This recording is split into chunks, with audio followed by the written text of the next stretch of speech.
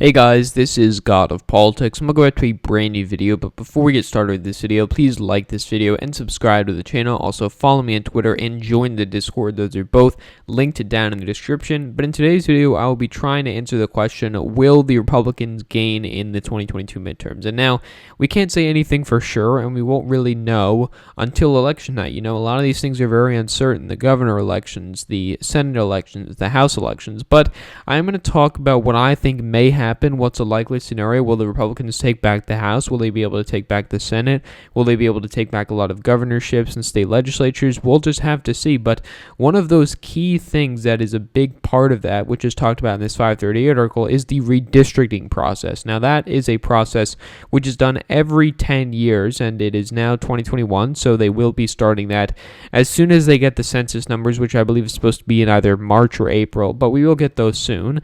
And we do have a lot of victories in this election. In the 2020 election, the Republicans got a lot of victories for the redistricting, and that is because they won a lot of state legislatures and they have a lot of governorships in the places where it counts. So, of course, every 10 years they redraw the maps, and there is gerrymandering. Of course, gerrymandering is a process that's done by both parties, but at least in the last redistricting, it did favor the Republican Party more, and it's looking like it will favor the Democrats more, the Republicans more this time as well. So this is the map of where each party controls, which states each party controls. As you can see, Republicans control a number of very important states. That includes Texas, Florida, Georgia, Ohio, and that is very, very important. You know, Democrats only control the only big state really that they control is Illinois, and maybe they'll control New York. That's kind of uncertain. But when you compare that to the current House map, you really see that it's going to be quite difficult for the Democrats to gain when they're losing in a lot of places. So, you know, for example,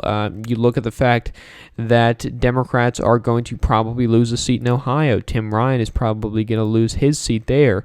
You also look at a scenario where in Georgia, Carolyn Bordeaux in Georgia's 7th district, she's going to lose her seat there. You look at a scenario where maybe even Democrats lose another seat in Florida. Maybe Charlie Crist loses his district there in Florida.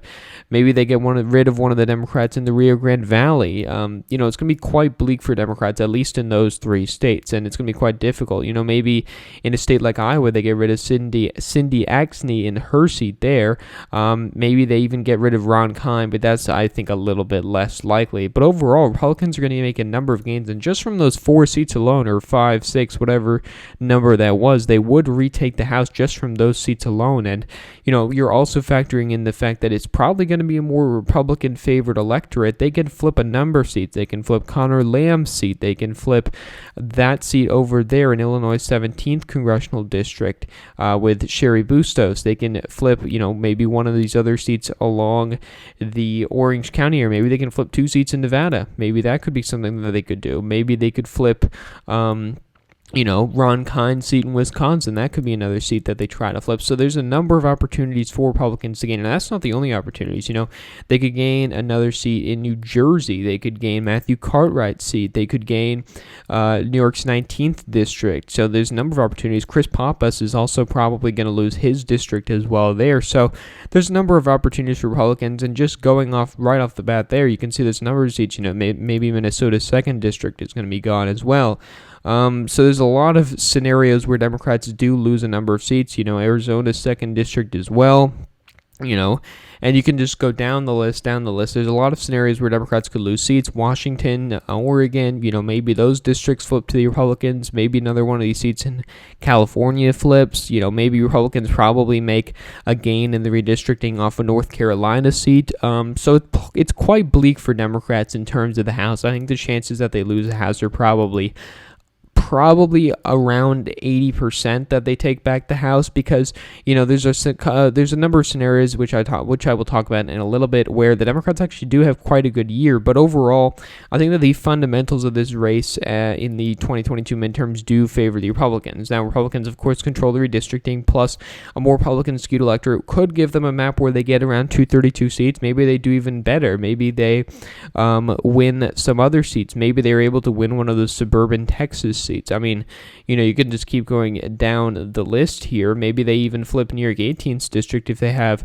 a really good year. Maybe they flip Alyssa Slotkin's district up to 234. I think they could gain, probably 30 seats. They won't get anywhere, don't listen to anybody that says the Republicans are going to gain like 60 seats like they did in the 2010 midterms. If you want to talk about the 2010 midterms, Democrats had a lot of seats that even John McCain won by upwards of 10 percentage points. Democrats had over a dozen seats in those districts that even McCain won by 10 percentage points. So they were bound to lose those districts eventually, just like the 1994 midterms. It was a realignment, and 2010 was as well.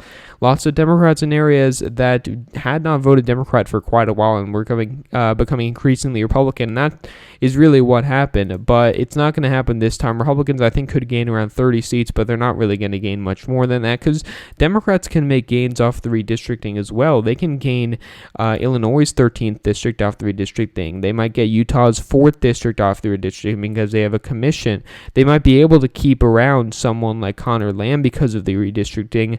Maybe they even gain one in Virginia because of the commission. Maybe they gain one in Minnesota. We'll really just have to see. And there's a lot of uncertainty to this, but overall, the image is that Republicans are in a good position. And you see the same thing in the Senate. Republicans do have a lot of good opportunities. If they can get the right candidates, if they can get the fundraising, they get all these things right, they can flip seats like Arizona. They can flip seats like Georgia. They can keep Pennsylvania. They can keep Wisconsin. They can keep North Carolina. They can flip the state of New Hampshire. And that would get them up to 53 seats. So in that scenario, they'd gain both the Senate and the House. But there's a couple of other reasons why I do think that this may not happen. And, I'm not going to make a definitive statement to who's going to keep the House either way, because really, there's no way to know how these things are going to go. But one of them is the economy. And if the economy is good, that could be motivation for Democrats to turn out in the midterms, because really, that's the main thing driving these wave years. It's midterms because, you look at the 2020 House elections, you had, of course, record turnout, over 150 million votes even in the House elections. You go back to 2018, you had very high turnout for a midterm. You had over 110 million votes in the midterms. You go back to 2016, a presidential year, you had over 123 million votes. Go back to 2014, this is when you had really low turnout. You only had 75 million votes. And what happened in 2014? You had a wave year for Republicans. Sure, they only gained 13 seats in the House, but you should just see the Senate elections where they gained 9 seats. You should see the governor elections where they gained over half a dozen seats as well. So, there are a lot of reasons for why wave years happen because, you go back to 2012, a presidential year, when the Democrats turned out, they won the presidential races, they gained 8 seats in the House.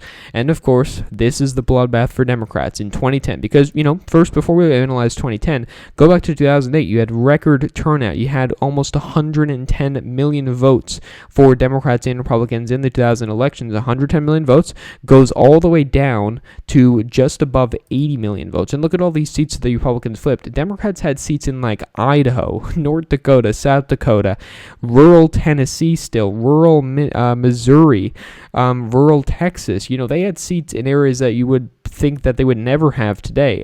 Rural New York Republicans gained like 8 seats. So Democrats do not have those kinds of seats anymore. Sure, there's about 8 Democrats in seats that Trump won, but really there's not anywhere near that kind of numbers. And so back to the point I was making, if the economy is good, that could be motivation for Democrats to turn out because, as I pointed out, the 2 Republican wave years, 2010 and 2014, there was very, very low turnout. What was that because? Because a lot of Democrats, low propensity Democratic voters, did not turn out to vote. But if there's a good economy, if we've recovered from COVID, and if we are on the upswing in a number of factors, income, wages, a lot of those factors, GDP, which is projected to go up in 2021 by 5.1%, which is more than basically any other developed nation. It's more than the UK, more than Japan, more than Canada, more than Italy, Spain, Germany, etc. It's more than all of those states, more than the EU. So it is projected that it is going to be quite a positive outlook in terms of the economy. So if Biden can get COVID relief passed, if he can get us through COVID, if he can have a good economy going into 2022, there is a scenario where a lot of Democrats turn out. This could be a lot of wish casting for Democrats, but it is still a scenario. To deny that this is a scenario at all is very, very naive. So, Democrats could win those seats back. They win Arizona back. They win Georgia back. They win New Hampshire. And in that scenario, maybe they could gain Wisconsin. Maybe they could gain Pennsylvania. Maybe even a stretch they could gain North Carolina, because, the last time that there wasn't a Republican wave year or a Democratic wave year where it was kind of a neutral year where you'd think it'd be a wave year was 2002, when Republicans had a trifecta and then they gained in both the Senate and the House in the 2002 midterms. You could be looking at a scenario that's similar here, coming out of a crisis, and you have a good scenario for Democrats. I could certainly see this as a possibility. And maybe Democrats could even keep the House, which I think, again, is quite unlikely, probably around a 20% chance of that. But there's a number of ways to look at it. There's the area of looking at it where you say Republicans are going to do well, because just generally looking at historical trends, because of the fact that, number one, Republicans have redistricting on their side. Number two, it's probably going to be Republicans who are emboldened to turn out Democrats who, without Democrats getting rid of the filibuster in the Senate, won't get too much done other than legislation in terms of the budget. That might discourage Democrats from turning out. Republicans get a traditional wave, gain 20, 30 seats in the House, gain 3 seats in the Senate. All said and done, Democrats don't have a trifecta for a number, for another decade or so. But there's the other way of looking at it, where Democrats have a good economy. We're through COVID. They gain a couple seats in the Senate, and they actually keep the House narrowly. So I think that both scenarios are likely. I think the Democrats certainly have a better chance of keeping the Senate than keeping the House, but there is a possibility that they could do both, again, probably around 20%, but we will just have to see. But I do want to talk about all of the different possibilities, because there are a number of different possibilities, but I will continue to talk about this until the 2022 midterms, and hopefully it comes sooner rather than later, because really there are a lot of interesting races here that I can't wait until they heat up. So thank you all for watching this video. Please like this video and subscribe to the channel. Also, follow me on Twitter and join the Discord. Those are both linked down in the description. But again, guys, thank you all for watching this video, and I will see you guys later.